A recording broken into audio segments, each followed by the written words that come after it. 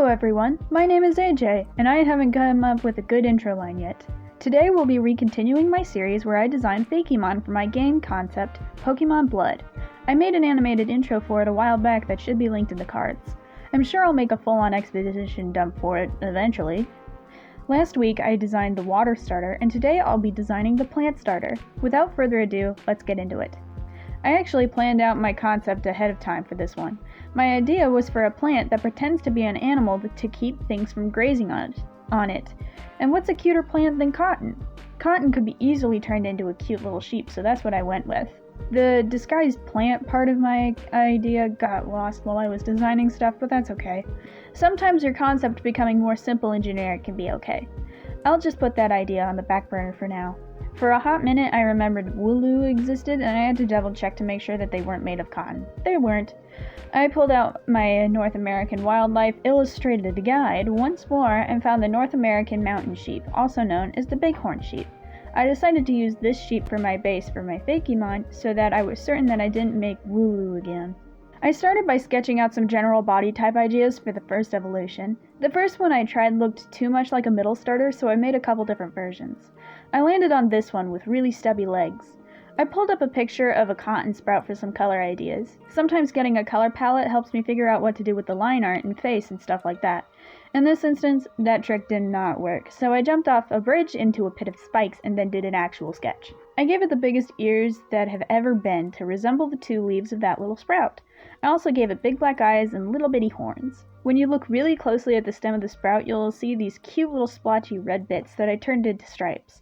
I liked the stripes so much that I kept them as a design element through all the evolutions.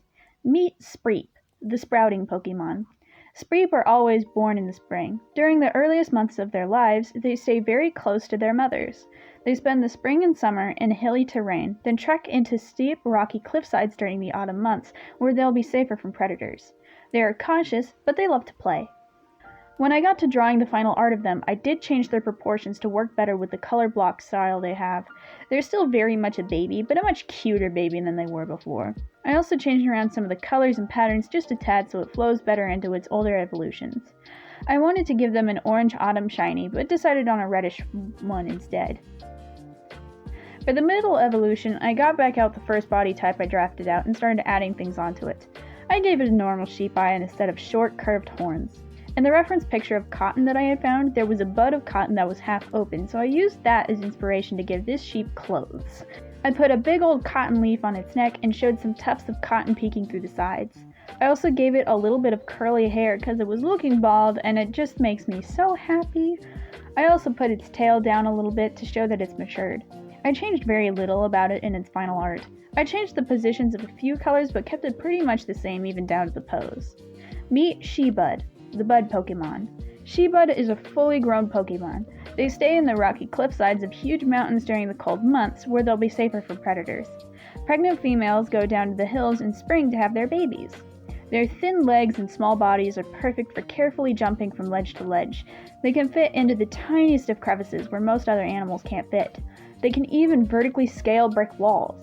The last evolution was the hardest to design. Male bighorn sheep grow to be considerably larger and heavier set than the females, and heavier set is not my specialty. I'm just not as used to drawing big square things. I did have my concept down though. I was going to give this sheep a mane. I love manes. Giving him all of the mane. I changed the most about it in the final because I wasn't happy with it. At first I was going to change the pose so it didn't look so weird, then I changed the face, then the horns, then the fluff, then I changed the body, then I changed the fluff again, and then the whole thing was different. Oh well, it looks way better now. For colors, I stuck to the same palette as the other two. I took off the neck stripes because there wasn't enough room down there and put them on the horns instead. I think they kind of look like candy canes, so now you can't say that this video wasn't in the spirit of the season. For the shiny, I went with almost the exact same color palette as the other shinies, but I made the light pink darker and kept the super light green so that it would really stand out. Meet Ramatan, the cotton Pokemon. This Pokemon trains aggressively to evolve into its largest and most powerful form. Its thick cotton coat keeps it safe from harsh winter winds. Ramatans also have large cloven hooves for navigating the treacherous terrain of the snowy mountains they call home. Only the males have huge curly horns. They use them to battle for the affections of she-buds. Female she-bud can also evolve into ramutans, but this has only been observed a handful of times in the wild. I was going to draw the female version of this too, but I didn't, so you're just going to have to use your imagination. And that's all of it. I can finally leave my cell and be with my family. Please remember to like and subscribe, and especially comment, because kind words mean a heck of a lot more to me than numbers. If you can, subscribe to me on Patreon for early access to stuff most of the time, secret extra lore, wallpapers, and occasional free commissions. Speaking of commissions, I take those. The information's on the screen. Anyway, Merry Chrysler, and say a prayer for some better animated movies in 2024.